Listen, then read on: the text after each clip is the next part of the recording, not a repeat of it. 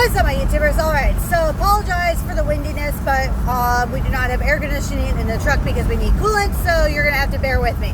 I am racing my ass to my appointment because my dumbass and Jim's dumbass did not look at the time before my appointment. Well, I knew my appointment was 1 p.m., but he needed to go to the store to get formula, and neither of us looked at the time, thinking that he would have enough time to go there and back. And it is 12:38 now, and I am nowhere near the highway, and it usually takes about 30 to 40 minutes to even get into town, if that, with traffic. There is a 10 to 15 minute grace period, but I've already rescheduled this psych appointment twice. I do not want to schedule it a third fucking time.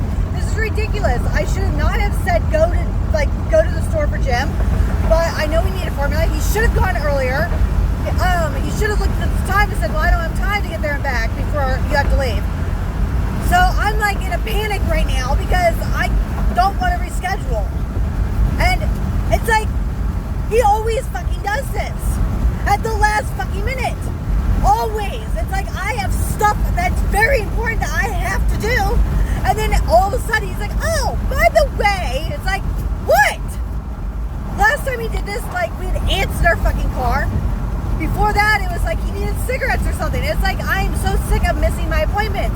And now I'm stuck behind somebody who's so fucking slow, and I can't go around them. So yeah, that's what I'm dealing with right now. I will text you, or not text you. I won't text you guys, obviously. I will tell you guys when I'm there. Okay, bye. All right, I am at the second to last light before I have to turn to go to my appointment. It is 1:01, so I'm, as of right now, 1 minute late. Like I said, they have a 10 to 15 minute grace period late, so I'm literally right around the block, which is good. Luckily, there was no traffic at the light to turn onto the business highway, so that's good. And yeah, I guess I'll be on time, which is great. I get my psych appointment, I talk to them about medication, see what they say, hopefully maybe try to start something today. I might have to wait at the pharmacy, or I'll come back tomorrow and pick it up, because I will be here tomorrow, so, because tomorrow is my doctor's appointment over here. So yeah, yay, bye.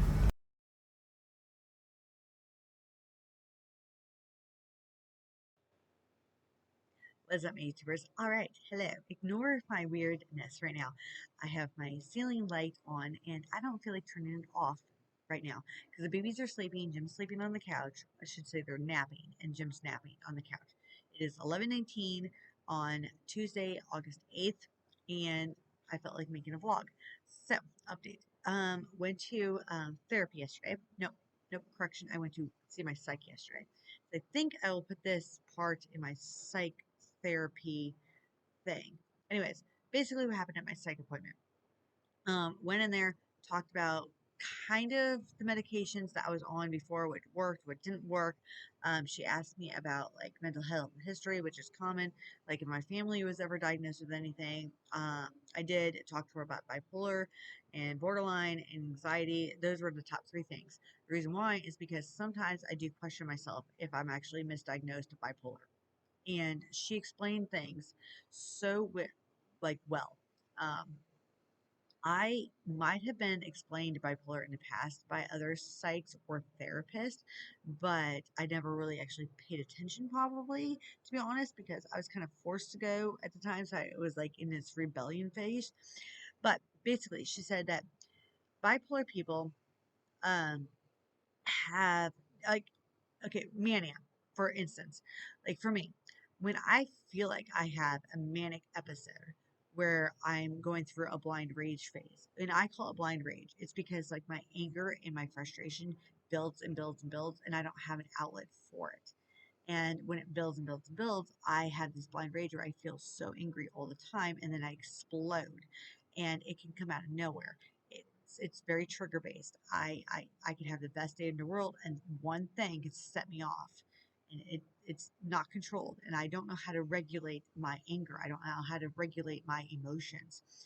And she said that bipolar people, like, they'll sit there and say, oh, I feel great, I'm having the best day of my life, I have all this energy, I can get 2 hours of sleep and have, and for me, I can get little sleep and then wake up the next day and like actually do stuff and I feel great. That's why I was worried. That's why I had asked her if I might be misdiagnosed. And she's like, well, in these episodes of where you get really good sleep for 2 hours and you wake up and you do stuff, that could be anxiety driven because you know you have X, Y, and Z to do and you're on autopilot. The difference between autopilot and anxiety and bipolar people is bipolar people feel like that for a few days. They tend to like over exaggerate it. They tend to sit there and say, oh, I'm so excited, I'm so happy, I'm so this, I'm so that. I feel like that, but I never get to that grandiose level. So then I asked her about hypomania. And again, she explained to me, well, you have to feel like this a certain amount of days or certain amount of time frame. I feel like that for a few hours and then I start to crash. It's because when things go good, I feel like, okay, good. Things are finally starting to like, get on top of things. But I can have a good day and then one thing can go wrong and then all of a sudden so I was talking to her and she was explaining bipolar and everything else. The one thing that I don't think any of my therapists have ever, not therapists, I keep calling her therapist. The one thing that one of my, I don't think any of my psych people, except for Jeff, who worked at Helping Hands, he might have explained it, might have. But she said the only difference you can tell about bipolar people and people like who don't have bipolar is anti-anxiety medicines.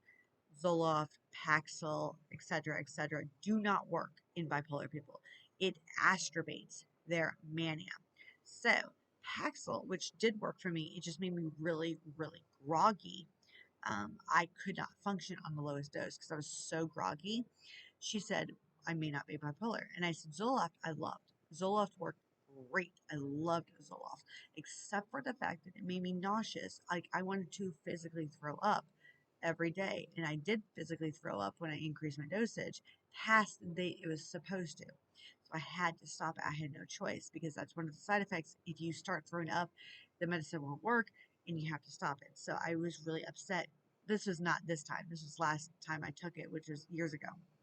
But so long story short, she told me that she doesn't think Zoloft's going to work for me. She said that even though it worked in the past once and it had not worked the second time, she's like, honestly, I don't think Zoloft's going to work, so we're going to try a different medication. I asked her about Effexor. And then there's a new one that they're still, it's very new. It's called Prestige, or I'm probably getting that wrong. But basically, it's the generic brand, I can't remember, but it's still new. And she said, I would probably benefit from this one better because there's a lot less side effects, if that makes sense. So it is an anti anxiety med, but it has a lot less side effects. So, yes, it might still make me nauseous. It might make me dehydrated. It might make me, like lethargic or slightly irritable, but it will give me slight energy, slight energy. It we'll try it out. When I took Strattera, which is an anti-anxiety and an ADHD medication, it was still in like the trial phases when I took it. I didn't want something that had to be a controlled substance. That's why I denied Adderall at the time. And right now there's an Adderall shortage and we're going to try the anxiety medication first. If that is successful and helps me with my anxiety, then I may not need ADHD medicine. But if for any reason I'm still unfocused, I still can't, like, I'm still spazzy, I'm still all over the place, then we might look into ADHD medications, whether that's Adderall or something else. I was very, very happy when she told me this, and I don't think I got to this because my head is all over the place right now. Um, Actually, I think I did. Basically, um, anti-anxiety medications exacerbate the mania, basically meaning that if you take an anti-anxiety medication and it doesn't work, it will actually increase the mania, meaning it will increase you. It's kind of like people who take Prozac, and I know that's an antidepressant. So, like when you take an antidepressant and you feel like normal, people who are not depressed who take a Prozac feel like elated, if that makes sense. So, an anti anxiety med will make mania like astrobate, if that makes any sense to anybody. That's the way she kind of explained it to me. I'm probably explaining it horribly wrong, but um, she basically said, if I um, take this for 2 weeks, it should kick in 2 weeks, not a month, which is great. And if I see my symptoms are starting to do like this, then we have to either switch medications or retest me for the third time. But if it actually evens me out and I slightly go like this, but not like this, then it's actually working. That means I'm actually legitimately ruled out bipolar and I'm not hypomania. I do get paranoid, and I told her that. But on the note, I'm not going to make this any longer. I just wanted to come on here and say that because I'm very excited. I have to pick up the medication today. I'm probably going to record me going to my appointment later on today because I have an appointment. I already said this with Dr. Mendez today at 3:40, and then I'll tell you guys a little bit afterwards about that. All right. What's up, my YouTubers? All right, it is the evening of August 9th. It is 8:44 p.m. It is a Wednesday, and I forgot to record after my appointment yesterday, so I'm recording now. Um, Very brief appointment. Saw my doctor, told him I never picked up Zoloft, told him that I'm starting this other medication, and I won't be seeing him anymore because I'll be seeing the psych, unless for any reason, like I need to see him for anything.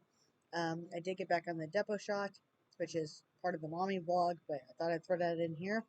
But yeah, they did not have my medication ready yesterday yet, so that was kind of disappointing. And then today, when Jim went to get plasma, he went afterwards, and they said 2 p.m. tomorrow. Well, I work till 4 tomorrow, so I will call them when I have a moment at work and see if my medication is ready. It is there is no copay since I have full Medicaid, so that's awesome. And when I went to check out on Monday, I don't think I talked about this, that I might have talked about this. I had a balance, and then for some reason it got um, figured out that I had full Medicaid, so the balance will go away, disappear. But yeah, that's kind of the update. Was that I will no longer see that doctor person, Dr. Mendez. I will just see the psych and therapist, which is great. And I cannot wait to start this medication and to see how it works. Um, I know my psych told me that it takes at least 2 weeks instead of a month to kick in. And then after 2 weeks, we will go from there. And then 2 weeks after that, it'll just keep getting better, hopefully. Hopefully it will work. Hopefully it will be a great anxiety medicine. And on that note, that's the update. All right.